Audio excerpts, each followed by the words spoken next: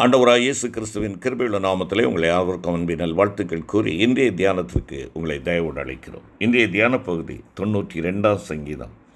தியான வசனம் 12 வசனத்தின் பிந்திய பகுதி. லீபனோனின் கேதுருவை பற்றி நாம் இந்த நாட்களிலே தியானித்து வருகிறோம். லீபனோனின் கேதுரு மலையிலே வளர்கின்ற ஒரு மரம். இந்த மலையிலே எவ்வளவு உயரமான இடத்துல வளர்கிறதோ அதை போல நம்முடைய கிறிஸ்தவ ஜீவியம் ஆண்டவருடைய சமூகத்திலே ஜெபிப்பதிலே வளர்ந்து கொண்டிருக்க வேண்டும் என்று சொல்லி நாம் தியானித்தோம்.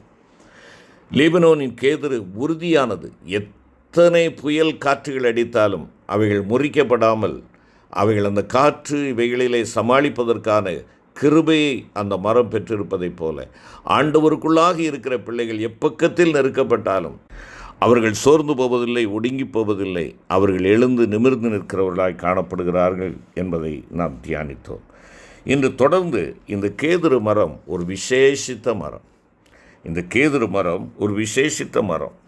இங்கே உன்னத பாட்டின் புஸ்தகத்திலே பார்ப்போம் என்றால் 3ஆம் அதிகாரம், உன்னத பாட்டு 3ஆம் அதிகாரம் 9வது வசனத்தை பாருங்கள். சாலமோன் ராஜா தனக்கு லீபனோனின் மரத்தினால் ஒரு ரதத்தை பண்ணுவித்தார். 4ஆம் அதிகாரம் 11ஆம் வசனம். என் மணவாளியே, உன் உதடுகளிலிருந்து தேன் ஒழுகுகிறது, உன் நாவின் கீழ் தேனும் பாலும் இருக்கிறது, உன் வஸ்திரங்களின் வாசனை லீபனோனின் வாசனை கொப்பாயிருக்கிறது. சாலமோன் ராஜா தனக்கு லீபனோனின் மரத்தினால் ஒரு ரதத்தை பண்ணுவித்தார். லீபனோனின் வாசனை கொப்பாக உன் வஸ்திரங்களின் வாசனை இருக்கிறது. ராஜாவினுடைய ரதம் செய்வதற்கு பயன்படுத்தக்கூடிய விசேஷ மரமாக அது இருக்கிறது என்பதை பார்க்கிறோம். அப்படி என்றால் உறுதியானது, பலனானது, எந்த ஏற்றம் இறக்கங்களிலேயும் ரதம் செல்லுகின்ற பொழுது அசையாமல் இருக்கக்கூடியதாக இருக்கிறது. அது மாத்திரமல்ல, அது வாசனை வீசக்கூடியதாக இருக்கிறது. லீபனோனின் வாசனை என்று சொல்லுகின்ற பொழுது அந்த லீபனோனின் கேதுருவினுடைய வாசனையை குறிப்பிடுகிறது. என்னை கேட்டுக்கொண்டிருக்கிற அருமையான கர்த்தருடைய பிள்ளையே, கேதுரு மரம் ஏனைய மரங்களை காட்டிலும் விசேஷித்த தன்மை கொண்டதாக இருக்கிறது. வேதாகமத்திலே கேதுரு மரங்கள் அழகிற்கும் மகிமைக்கும் செழிப்பிற்கும் ஒப்பிடப்பட்டுள்ளது. அதனுடைய பலகைகள், மரங்கள் பல மேன்மையான காரியங்களுக்கு உபயோகப்படுத்தப்பட்டுள்ளன. கேதுரு மரத்தில் தைலம் போன்ற ஒரு பிசின் உண்டு. அது எவ்விதமாக உண்டாகிறது என்றால், கிளைகள் ஒன்றோடொன்று உரசி அதிலிருந்து பிசின் வடிகிறது. இந்த பிசின் போன்ற தைலமானது பூச்சிகளை அழிக்கக்கூடியதாக இருக்கிறது, மரத்தை பாதுகாக்கிறது, மனம் வீச செய்கிறது. அருமையான கர்த்தருடைய பிள்ளைகளே, இதை குறிப்பிடுகின்ற பொழுதுதான் சங்கீதக்காரன் 104ஆம் சங்கீதம் 16வது வசனத்திலே அவன் குறிப்பிடுகின்ற பொழுது, கர்த்தருடைய விருட்சங்களும் அவர் நாட்டின லீபனோனின் கேதுருக்களும் சாரத்தினால் நிறைந்திருக்கும் என்பதாக குறிப்பிடுகிறார். சாரம் என்று சொல்லுகின்ற பொழுது கெட்டுப்போகாமல் பாதுகாக்கக்கூடிய ஒரு பிசின் போன்ற திரவம் அல்லது சாரம் இருப்பதினால் கேதுரு மரம் உள்வேலை செய்வதற்கும் வீட்டு வேலைக்கும் கப்பல் கட்டுவதற்கும் அதிகமாக பயன்படுத்தினார்கள். பாய்மரங்களை செய்யும்படிக்கு லீபனோனிலிருந்து கேதுரு மரங்களை கொண்டு வந்தார்கள் என்று சொல்லி எசேக்கியேல் 27ஆம் அதிகாரம் 5ஆம் வசனத்திலே பார்க்கிறோம். இந்த மரத்தில் காணப்படுகின்ற சிறப்பான அந்த திரவத்தினால் இது தண்ணீரில் மிதந்து வந்தாலும் மரங்கள் கெடுவதில்லை. அருமையான கர்த்தருடைய பிள்ளைகளே, மரம் கெட்டு போகாமல் பாதுகாக்கிறது. நீங்களும் நானும் இந்த உலகத்திலே நாம் பயணிக்கின்றதான் இந்த வேளையிலே உலகத்திலே நாம் பயணித்தாலும் நாம் உலகத்தார் அல்ல என்பதை இது நமக்கு விளக்குகிறது. நாம் உலகத்தில் இருக்கிறோம், ஆனால் உலகம் எனக்குள்ளாக வந்து விடக்கூடாது. எவ்விதமாய் ஒரு படகு அல்லது கப்பல் கடலிலே செல்லுகின்ற பொழுது தண்ணீரின் மேல் அது சென்று கொண்டு இருக்கிறது. ஆனால் அந்த கடலின் மேல் செல்லுகின்ற அந்த கப்பலுக்குள்ளாக கடல் தண்ணி உள்ளே வரும் என்றால் கப்பல் அமிழ்ந்துவிடும். அவ்விதமாய் அமிழ்ந்து விடாதபடி பாதுகாக்கிற என் ஆண்டவருடைய விலையேறப்பட்ட இரத்தம் எனக்கு சாரமாக இருக்கிறது. என்னை கெட்டு போகாமல் நான் விழுந்தாலும் என்னை தூக்கி நிமிர்த்துகிற வல்லமை பொருந்திய இரத்தமாக இருக்கிறது. என் ஆண்டவருடைய சமூகத்தில் வருகின்ற பொழுது எத்தனை பெரிய பாவியாக இருந்தாலும் என் ஆண்டவராய் இயேசு கிறிஸ்துவினுடைய இரத்தம் சகல பாவங்களை நீக்கி என்னை சுத்திகரிக்கக்கூடியதாய், என்னை அவருக்காக பயணிக்கின்ற பலத்தையும் சத்துவத்தையும் கொடுக்கக்கூடியதாக இருக்கிறது. அருமையான கர்த்தருடைய பிள்ளைகளே, நீயும் நானும் ஆண்டவருடைய கேதுரு மரங்கள். கேதுரு மரமாக அழைக்கப்பட்டிருக்கிற நீயும் நானும் இந்த உலகத்திலே பயணிக்கும்படியாக அழைக்கப்பட்டிருக்கிறோம். இந்த உலகத்திலே நாம் நம்முடைய குடியிருப்பை வைக்கும்படியாக அல்ல என்பதை உணர்ந்து கொள்ள வேண்டும். இந்த உலகத்திலே நாம் பயணிக்கின்றோம். உலகம் எனக்குள்ளாக வந்து விடக்கூடாது. அப்படி வருகின்ற பொழுது நான் விழுந்து போவேன் என்பதை ஆண்டவருடைய வார்த்தை நமக்கு எச்சரிக்கிறது. அருமையான கர்த்தருடைய பிள்ளைகளே, இந்த மரத்திலே காணப்படும் சிறப்பான திரவத்தினால் இந்த கேதுரு மரம் தண்ணீரிலே பயணித்தாலும் அது கெட்டுப்போவதில்லை. மாறாக என்ன செய்கிறது தெரியுமா? மனம் வீசுகிறது. மனம் வீசுகிறது. அந்த லீபனோன் அருகே இருக்கக்கூடிய கடற்கரை ஏறத்தாழ 25 கிலோமீட்டர் தூரமுடையது. இந்த கடலிலே வருகின்ற கப்பலிலே வருகின்ற மக்களுக்கு இந்த லீபனோனின் வாசனை வீசுமாம். எவ்வளவு மேன்மை பாருங்கள். நீ வாசனை வீசக்கூடியவன், மனம் வீசக்கூடியவன். உங்களுடைய நற்சாட்சி எல்லா மனிதருக்கும் தெரிந்திருக்க வேண்டும். மனுஷருக்கு முன்பாக நீங்களும் நானும் ஆண்டவருடைய மனம் வீசும்படியாக பிரகாசிக்கும்படியாக அழைக்கப்பட்டிருக்கிறோம். பரிசுத்த மத்தேயு 5ஆம் அதிகாரம் 16ஆம் வசனத்தை பாருங்கள். மனுஷர் உங்கள் நற்கிரியைகளை கண்டு பரலோகத்தில் இருக்கிற உங்கள் பிதாவை மகிமைப்படுத்தும்படி உங்கள் வெளிச்சம் அவர்கள் முன்பாக பிரகாசிக்க கடவுது. உங்களுடைய வெளிச்சம் இல்லை என்றால் நீங்கள் ஆண்டவருடைய சாட்சிகளாக இருக்கின்ற உங்களுடைய சாட்சியின் வாழ்க்கை பிறருக்கு முன்பாக நறுமணம் வீச வேண்டும் என்று ஆண்டவர் இங்கே சொல்லுகிறார். பிரியமான கர்த்தருடைய பிள்ளைகளே, நீங்களும் நானும் மனம் வீசும்படியாக அழைக்கப்பட்டிருக்கிறோம், கெட்டு போகும்படியாக அல்ல. அந்த கேதுரு மரமானது கெட்டு போவதில்லை. காரணம், அந்த சாரம் அதனை காத்து கொள்ளுகிறது.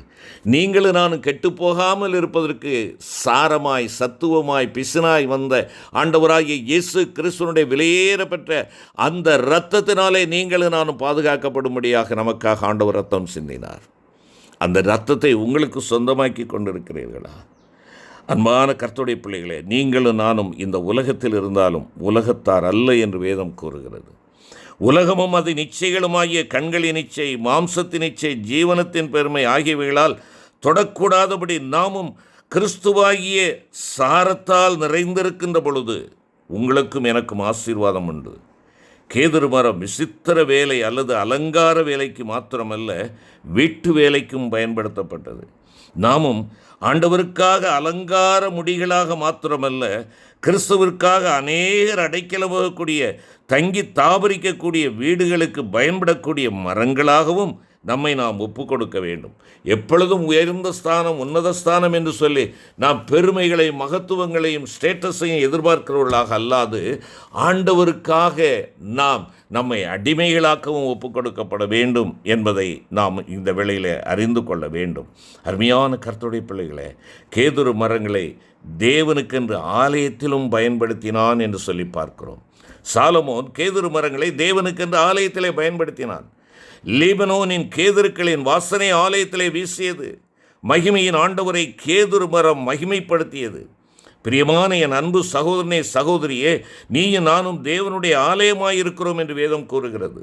சரீரமாகி இந்த ஆலயத்தை பெருந்தீனி, சோம்பல், சிற்றின்பம், ஆசாபாசங்கள், களியாட்டுகள், கேளிக்கைகளாலே என்னை நான் நிறைத்திருக்கின்றேனோ, அல்லது லீபனோனின் கேதுரு மரங்களைப் போல ஜெபஜீவியம், உலகத்தால் இழுக்கப்படாத, உலகத்தால் கரைபடாத மேலான வாழ்க்கை, விசுவாச உறுதி, அனைவருக்கும் உதவிடும் நற்குணம், தேவனுடைய சிந்தை, இவைகளை அணிந்தவனாக என்னுடைய வாழ்க்கை காணப்படுகிறதா? இவைகளால் நிறைந்து லீபனோனின் கேதுருவைப் போல என் ஆண்டவருக்காக மகிமை கொண்டு வருகின்றேனா? சற்று சிந்தித்து பார்ப்போம். கேதுரு மரக்கட்டை ஆலயத்திலே சுத்திகரிப்பிற்கு உபயோகப்படுத்தப்பட்டது. குஷ்டரோகி மற்றும் தீட்டானவர்கள் தங்களுடைய பாவ நிவர்த்திக்காக கொண்டு வந்து சுத்திகரிக்கப்பட்டார்கள் என்று சொல்லி லேவியராகும் 14ஆம் அதிகாரம் 4ஆம் வசனத்திலேயும் எண்ணாகமும் 19:6 பார்க்கிறோம். அன்பான தேவனுடைய பிள்ளைகளே, நாமும் கூட பிறர் சுத்திகரிக்கப்படுவதற்கு ஒரு லீபனோனின் மரக்கட்டையாக, லீபனோனின் கேதுரு மரக்கட்டையாக நாம் பயன்படுகிறவர்களாக இருக்கிறோம். மற்றவர்களை தங்களுடைய பாவ குஷ்டத்திலிருந்தும் பாவ அழுக்கிலிருந்தும் மீட்டெடுப்பதற்கு நான் ஒரு கருவியாக அவர்களை ஆண்டவருடைய சமூகத்தில் அழைத்து வருகிறவனாக நான் காணப்படுகிறேனா? கேதுரு மரங்கள் சிவப்பாகவும் முடிச்சு கணுக்கள் இல்லாமலும் இருக்கும். சிவப்பு அழகூட்டுவதாகவும் கணுக்கள் அல்லது முடிச்சுக்கள் இல்லாது இருப்பதால் எந்த வேலைக்கும் அதிக பிரயோஜனமாகவும் இருக்கிறது. பிரியமான கர்த்தருடைய பிள்ளைகளே, லீபனோனின் கேதுருக்களாய் நாம் இருக்க வேண்டுமானால் இந்த சிவப்பு மிகவும் அவசியம். ஆண்டவராகிய இயேசு கிறிஸ்துவின் இரத்தத்தால் கழுவப்பட்டவர்களாக, பரிசுத்த அழகுடையவர்களாக இருக்க வேண்டும். கர்த்தருடைய இரத்தத்தால் பாவம் கழுவப்படாதவன் கர்த்தருக்காக மகிமையாய் வாழ முடியாது. ஆண்டவராய் இயேசுவின் அழகு நம்மில் காணப்பட வேண்டுமானால் உடன்படிக்கையின் இரத்தத்தினால் பரிசுத்தம் செய்யப்பட வேண்டும். இதில் அசட்டையாயிருப்போமானால் கொடிதான ஆக்கினைக்கு பாத்திரமாயிருப்போம் என்று எபிரேயர் 10:29 கூறுகின்றது. கர்த்தர் என்னிடத்திலே கணுக்கள் முடிச்சுகள் இல்லாத வாழ்க்கையை எதிர்பார்க்கிறார். என்னுடைய வாழ்விலே பெருமை என்ற முடிச்சு உண்டோ? பொறாமை என்ற கணு, தன்னலம் என்ற கணு, கோபம் என்ற கணு, பழிவாங்குதல் என்ற முடிச்சு எனக்கு இருக்கும் என்றால், அருமையான கர்த்தருடைய பிள்ளைகளே, கலாத்தியருக்கு எழுதுகின்ற பொழுது பவுல் குறிப்பிடுகிறது போன்ற மாம்ச கிரியைகளாகிய கணுக்கள் என்னிடத்தில் இருக்கிறது என்பதை உணர்ந்து கொள்ள வேண்டும். அன்பான கர்த்தருடைய பிள்ளைகளே, நாம் கணுக்களாலும் முடிச்சுகளாலும் நிறையப்பட்ட மரங்களாக இருப்போம் என்றால் லீபனோனின் கேதுருவைப் போல பிரயோஜனமான மரமாக உபயோகிக்கவே முடியாது. ஒரு காரியத்திற்கு நாம் பயன்படுகிறவர்களாய் காணப்பட முடியாது.